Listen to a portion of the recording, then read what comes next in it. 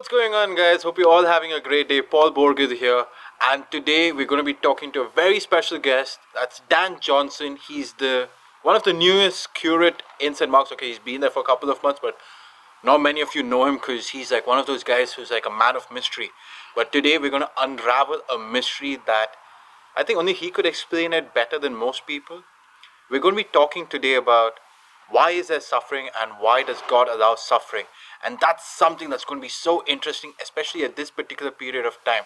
And as you can see, this is like the whole lockdown beard, the lockdown hair, and hopefully this thing ends soon. But just make sure that you pay attention to what Dan's going to be saying, and hope you guys all have a great day.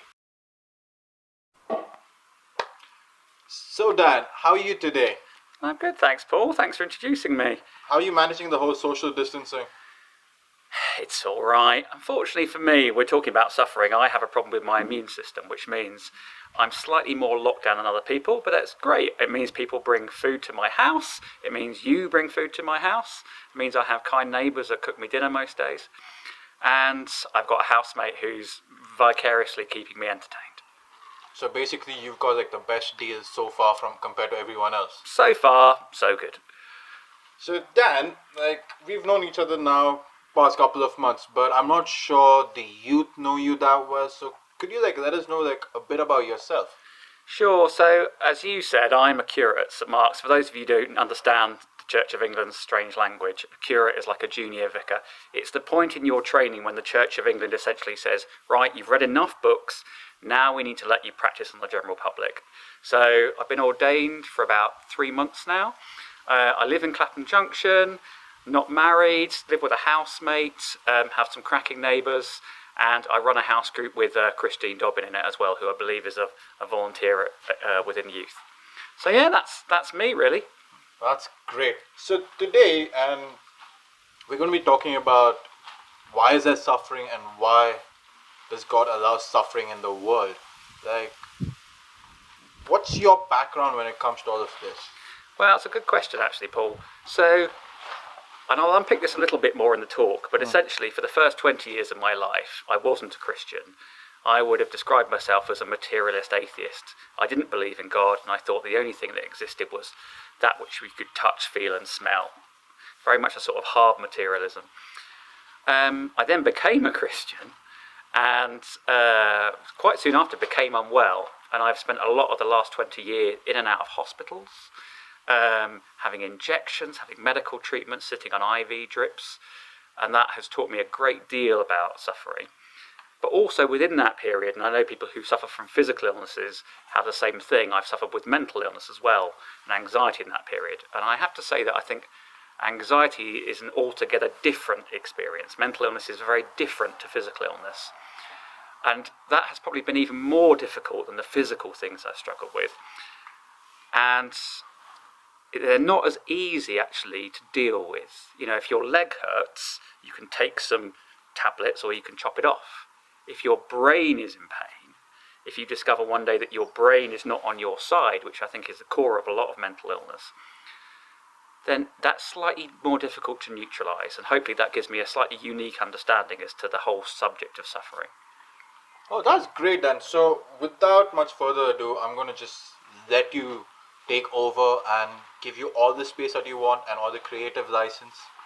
Guys, make sure you pay attention to what he says and just share this with each and every one of your friends as well as people in your family, because this is something that we could be talking about, especially this particular period of time and also in every aspect of our lives. So Dan, the stage is yours. Thanks, Paul. So I'd like to take some time to look at the somewhat thorny issue of suffering. And I have to say it's always with some trepidation that I come to this subject. You know, I've been leading an Alpha group this term, and it struck me that quite a few of the questions that come up on Alpha are really interesting, but by and large some of them are theoretical. So one of the questions that's come up quite a lot in all the groups is, how was the Bible put together, and are there good manuscripts for the Bible? Now that's fascinating, but in one sense there either are good manuscripts or there aren't, and the answer is theoretical and not particularly personal. But the interesting thing about suffering is not really a theoretical question. It's often a profoundly personal one. And the truth is, I don't know where any of you are coming from. I don't know if you've lost someone close to you. I don't know if you're struggling physically. I don't know if you're struggling with a mental health issue. So it is with some trepidation that I come to this subject. So I thought it'd be good to look at 4 different areas in this talk. The first one, why does God allow suffering? The second, why does God allow such extreme suffering? The third, what's the point of suffering? And fourth, where is God in suffering? So let's kick off with the first one. Why does God allow suffering? I think this is probably the most asked questions on any Alpha course, any Christianity Explore course, or that any Christian's ever been asked when they've been out with friends who don't go to church. I think the thing where you want to start is the idea that it wasn't God's plan to have suffering in the world. There's a story told, and many of you probably know it, at the beginning of the Bible in Genesis, that explains that human beings wanted independence from God.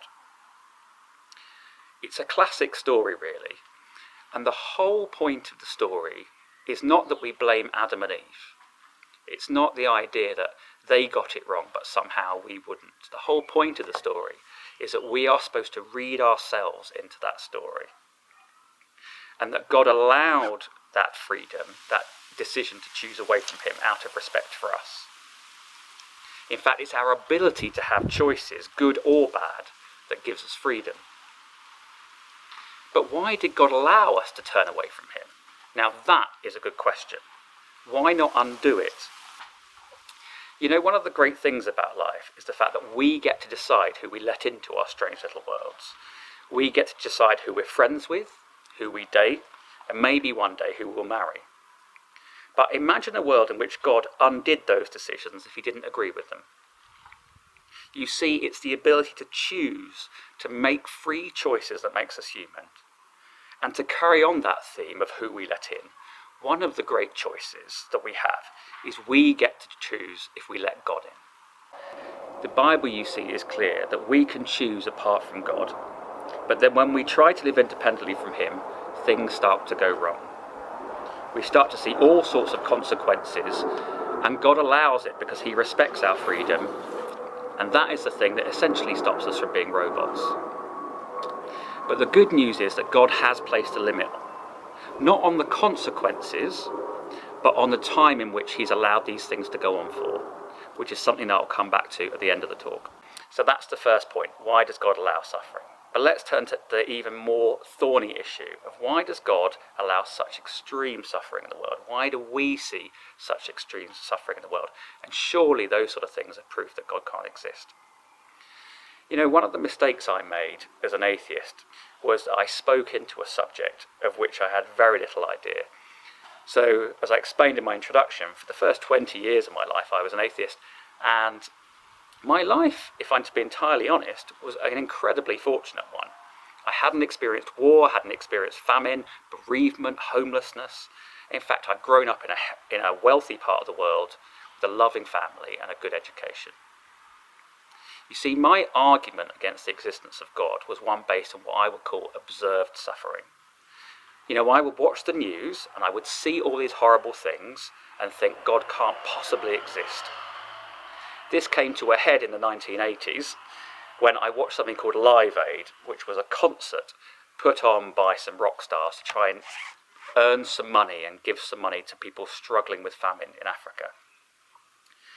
One of the things that came out of Live Aid was they would broadcast live from the famine, and we suddenly had, for the first time in our lives in the UK, the reality of that famine in Ethiopia. And we saw on our TV screens starving children, people going without food, literally dying because they were absolutely starving.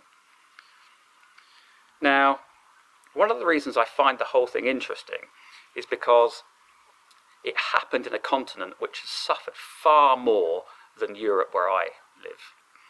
Now, by my own theory, if suffering naturally leads to atheism, Africa should have been an entirely atheistic country. But the strange thing is that simply wasn't supported by the facts. In fact, if you look to the continent of Africa, faith, belief in God was alive and well. It was almost in this extreme suffering that these people in this continent had learned to find God in it. One of the interesting things to me whenever there's sort of Red Nose Day or sports relief is they always send some poor suspecting TV star or reality star to some part of Africa. And they almost universally say the same thing. They come back and say, wow, this culture, this country is rich in the things that you cannot buy. So the argument that extreme suffering should naturally lead to atheism is absolute nonsense. Where you see places which have had extreme suffering, it does not lead to atheism. Let's look at one of the other extremes, one of the things that really gets raised often when it comes to the subject of suffering, and that is, why do children have to suffer and why do children have to die? I find this an absolutely fascinating argument, and I'm aware it's slightly theoretical, but I want you to try and imagine a different world. A world where, let's say, children before the age of 12 simply do not suffer. Nothing bad can come of their lives. They can jump off a building, they don't pick up any illnesses. What would the results be for that world? Would their parents still care for them because they know they're indestructible? What would the consequences be for the children themselves who thought they were indestructible? What would happen in a world where no consequences happen? More importantly, what would happen when those children turn 13 and suddenly they are vulnerable to the world? What would that world look like? This is one of those ideas which is interesting to sort of throw around. How can we construct a different world where we had limited suffering? And my question is always, tell me what that world would look like. Tell me how you would adjust a world in which suffering was okay, but we still have freedom. Let's pick another example. There was a girl who lived in Australia called Sophie Delzia.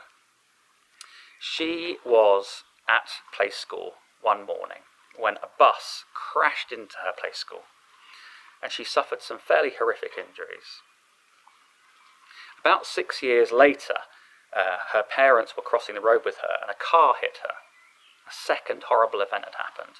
What was interesting was a lot of the news coverage of the event said, how could God allow this to happen? This is ridiculous.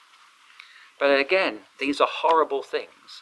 But imagine a world in which you can have something happen bad once, but then nothing ever happen bad to you again.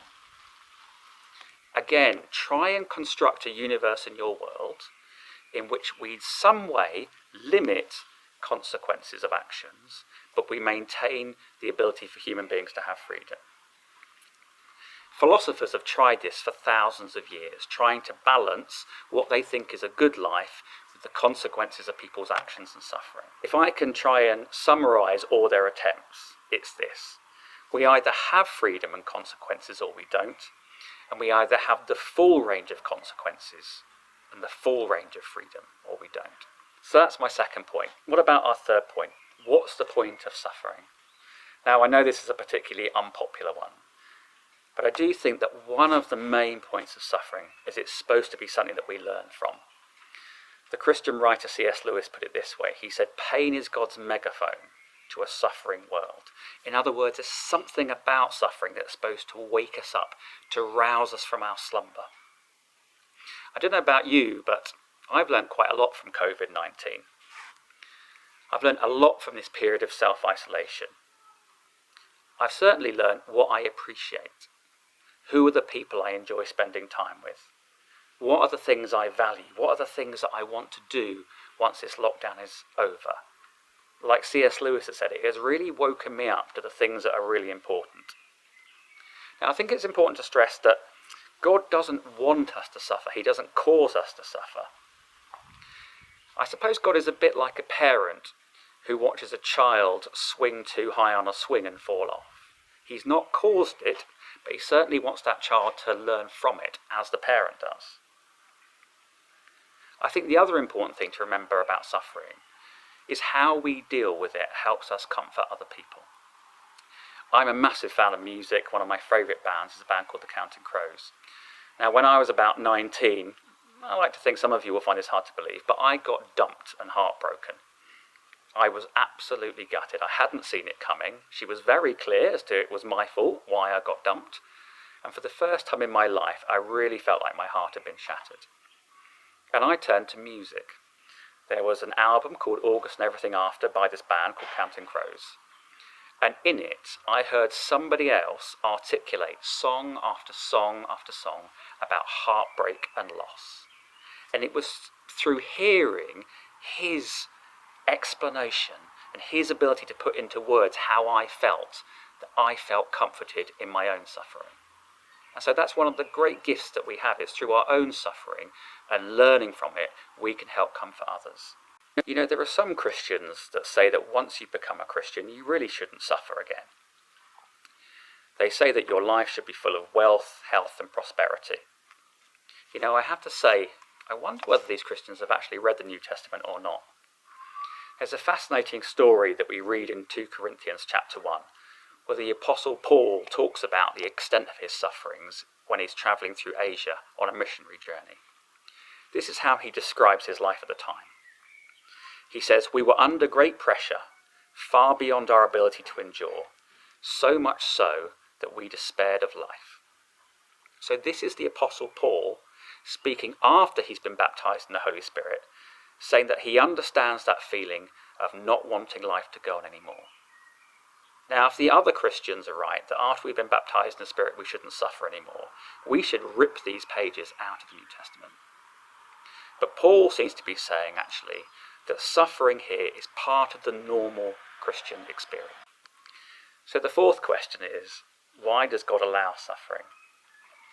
You know, when I hit my 30s, I started to get regularly invited to dinner parties. It was great, apart from the fact that if you're a trainee vicar and the people there have had 3 or 4 glasses of wine, you're going to get asked questions about why God allows so much suffering.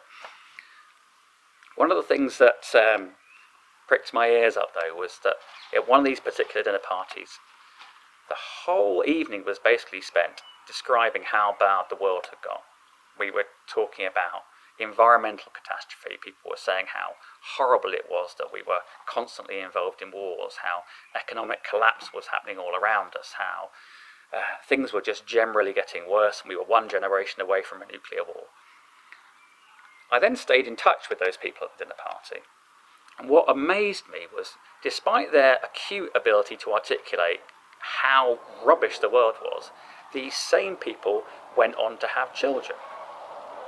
You know, people still ask, why would God create a world with so much suffering? And I sort of wanted to say to them, why would you bring children into a world which has so much suffering? We accuse God on the one hand, and yet we do the same ourselves when we have children. Jesus actually repeats one verse throughout the New Testament. And given that the New Testament is edited, it's always really important to ask, why is this verse repeated? He says, "I am never alone. My Father is always with me." And I actually think the people at the dinner party actually understood that to a degree. I think this is what their theory was. We know the world is full of difficult things. We know there are some extreme things. But we hope, when we have children, that within that family unit, hopefully, we can deal with most of the things that the world has to throw at us. And that's why Jesus repeats this verse. "I am never alone, my Father is always with me." And that is the reality for Christians, that despite everything that is going on, we are never alone in it. You know, when I was an atheist, I used to get angry with God. The irony is not lost on me. I would often just get so irritated, and I would think, you know what, God, if you were vaguely loving, you would have the decency to leave heaven, you would come to earth, you would see all this suffering, and surely your heart would break.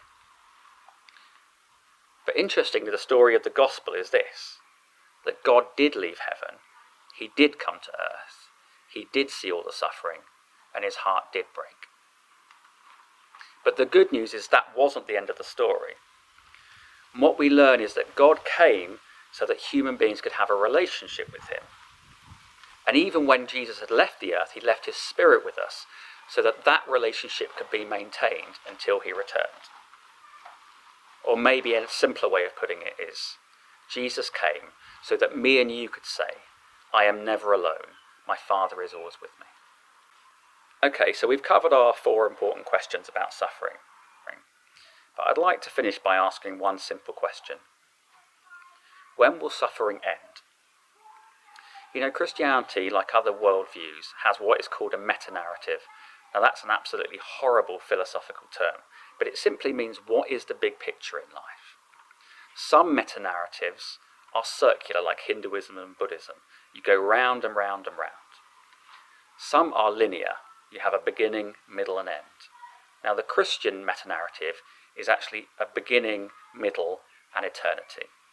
So the basic Christian understanding is that actually this part of life where suffering is so abundant is only a very small part of the overall journey that we're on.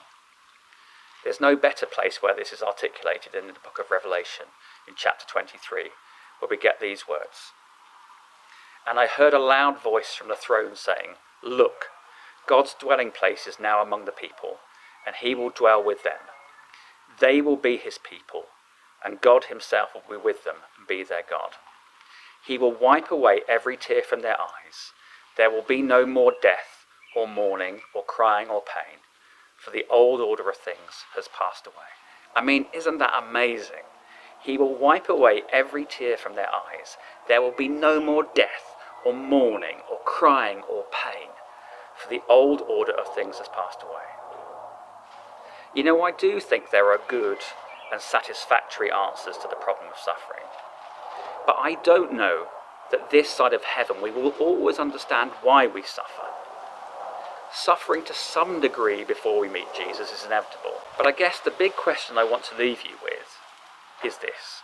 Would it be okay if you didn't always understand why you were suffering, as long as there was a promise that you wouldn't be alone in it? Dan, thank you so much for that. That was amazing. Seriously, that's like some question that even I've been struggling with over the past couple of years. And I'm pretty sure it's not just for the youth, but for others also. And this is my challenge to each and every one of you who's watching this. Make sure you share this with everyone that you know, because you never know what's happening within their house or within their room. Because people have these questions, but they want to hear about it. And now is your choice. Now is your superpower of sharing this with them. Let's make the world a better place. And this was the song when Live Aid came. Heal the world, make this a better place for you and for me and the entire human race. And let's do that. Let's go forward with this. Let's go forward with the word of God in our lives and the excitement and joy that we get in knowing that through him all things are possible, and that that death cannot defeat us, that it is not going to conquer us, that we, along with God, along with his spirit that is there within each and every one of us, are able to do so many things. So let's take this time and opportunity to praise him and thank him for the day that we have, and for the family that we have, and for the fellowship that we have in him. Take care, have a nice day. Make sure you like, comment and subscribe